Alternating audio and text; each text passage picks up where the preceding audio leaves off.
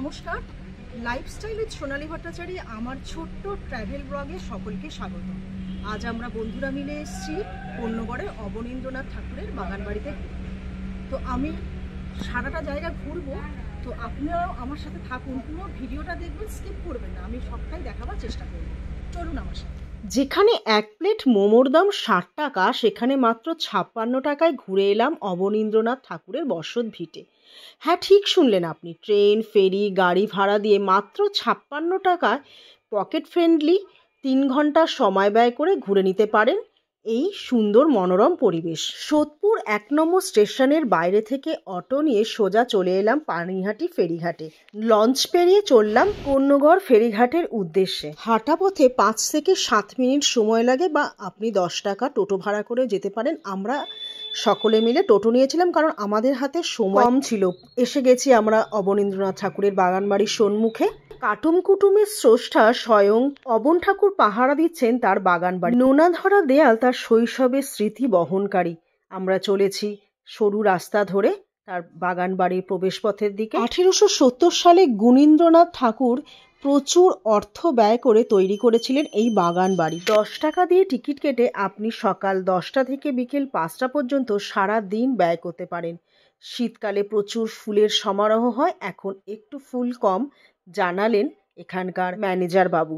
2007 সালে হেরিটেজ আখ্যা পায় এই বাগান বাড়ি। শতাব্দী প্রাচীন গাছের ছায়ায় শান্তিনিকেতনের মতো পরিবেশ উপভোগ করতে পারেন। চাইলে গান নাচও করতে পারেন, কোনো বাধা নিষেধ নেই। অবন ঠাকুর ছাড়াও বিভিন্ন লেখকের বই সংগৃহীত রয়েছে গ্রন্থাগারে। কড়ি বর্গা দেওয়া গ্রন্থাগার আর বিভিন্ন দুষ্প্রাপ্য বই মন কাড়বেই। যারা সারাদিনের জন্য আসবেন, সঙ্গে অবশ্যই খাবার আনবেন। আর এই যে বারান্দাটা দেখা যাচ্ছে, এখানে বসেই আপনাকে খাবার খেয়ে নিতে হবে, তার কারণ অন্য কোথাও কিন্তু খেতে দেয়া হয় না। পরিবেশ পরিষ্কার রাখার জন্য, যেহেতু সিসি ক্যামেরায় আওতায় রয়েছে সম্পূর্ণ এলাকাটি, তাই আপনি চাইলেও লুকিয়ে চুরিয়ে কিন্তু এখানে খেতে পারবেন না। এই শতাব্দী প্রাচীন গাছগুলোতে নাকি বিষাক্ত সাপের বাস।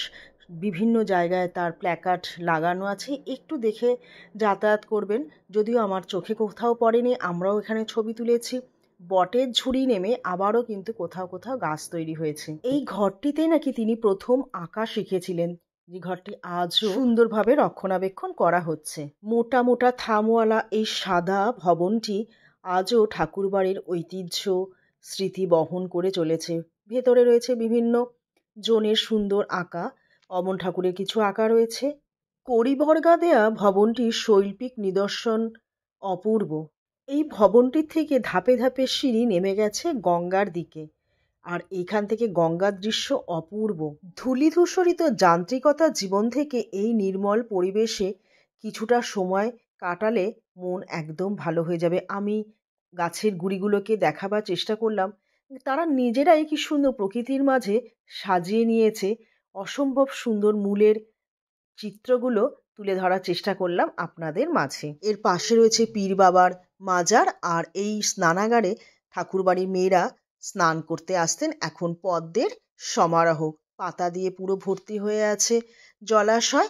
আমরা এর পাশ দিয়ে চলেছি, এর পেছনে আরও গাছ, মানে এত গাছ, যারা প্রকৃতিপ্রেমী তাদের কিন্তু ভীষণ ভালো লাগবে। গঙ্গা তীরবর্তী পণ্যগড়ে অবস্থিত অবনীন্দ্রনাথ ঠাকুরের এই বাগান বাড়ি কেমন লাগলো অবশ্যই কমেন্টস করে জানাবেন।